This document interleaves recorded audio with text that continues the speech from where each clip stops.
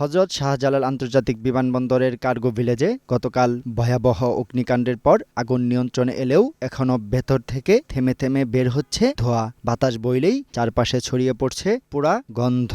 রপ্তানিকারক ও পণ্য পরিবহন সংশ্লিষ্টরা পরিস্থিতি দেখতে গেটের সামনে ঘোরাফেরা করছেন। অন্যদিকে অগ্নিকাণ্ডের কারণে কী পরিমাণ ক্ষয়ক্ষতি হয়েছে সেটি বের করতে বর্তমানে কার্যক্রম চলছে বলে জানিয়েছেন বাণিজ্য ও বেসামরিক বিমান পরিবহন ও পর্যটন উপদেষ্টা শেখ বশির উদ্দিন।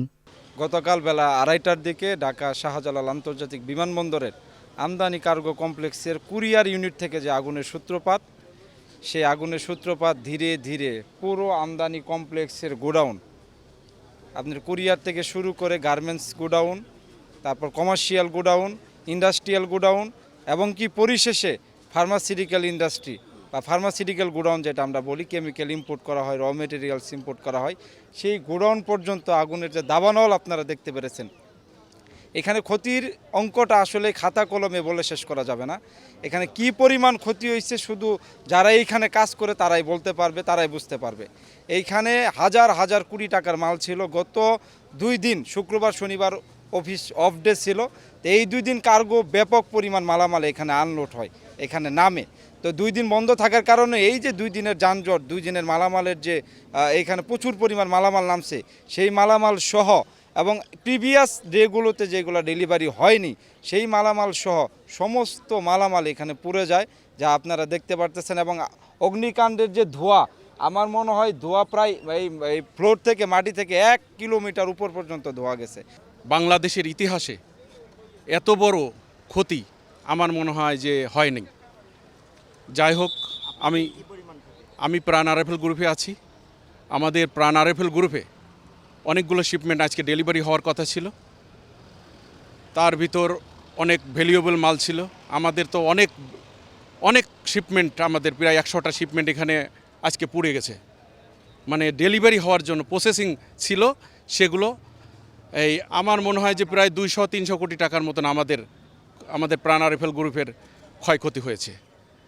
তা সবচেয়ে বড় কথা হচ্ছে যে শুধু আমাদের নয়, বড় বড় কোম্পানি সারা বাংলাদেশের স্কয়ার গ্রুপ, হামিম গ্রুপ, স্ট্যান্ডার্ড গ্রুপ, আরও যারা বড় বড় গ্রুপ আছে, তাদের নিজস্ব সিএনএফ। আমরা কিন্তু নিজস্ব সিএনএফ, আমরা ব্যবসায়ী না। আমরা এখানে এসে কাজ করি, আমরা কোম্পানি নিয়োজিত। আমরা এখানে এসে কাজ করি। আমাদের এখানে শুধু চোখের জল ছাড়া আর কিছু নাই। আমাদের দেখলে কি বলবো, যে কথা বলার ভাষা হারিয়ে ফেলছি।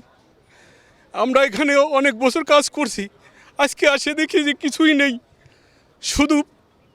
শুধু আগুনের পুড়ে ছাই হয়ে গেছে, শুধু কালো হয়ে গেছে, সব কিছু শেষ হয়ে গেছে। আমি হযরত শাহজালাল ইন্টারন্যাশনাল এয়ারপোর্টে লাস্ট 23 ইয়ার্স রানিং কাজ করতেছি। আমি বেশ কয়েকটা এয়ারলাইন্সের কার্গো ম্যানেজার হিসেবে কাজ করছি। এক্সপোর্ট এবং ইম্পোর্ট আমার দায়িত্বে থাকতো।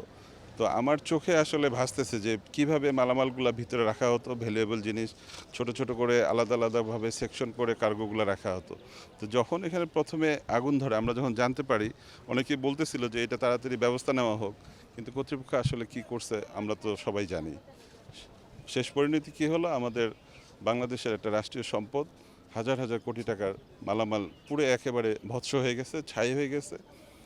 এখন যে অপারেশন কিভাবে চলবে, রেগুলার ফ্লাইট এখানে নামে, প্রত্যেকটা ফ্লাইটে 5 টন 7 টন 10 টন কার্গো আসে, এগুলো কিভাবে তারা মেনটেন করবে আমি জানি না।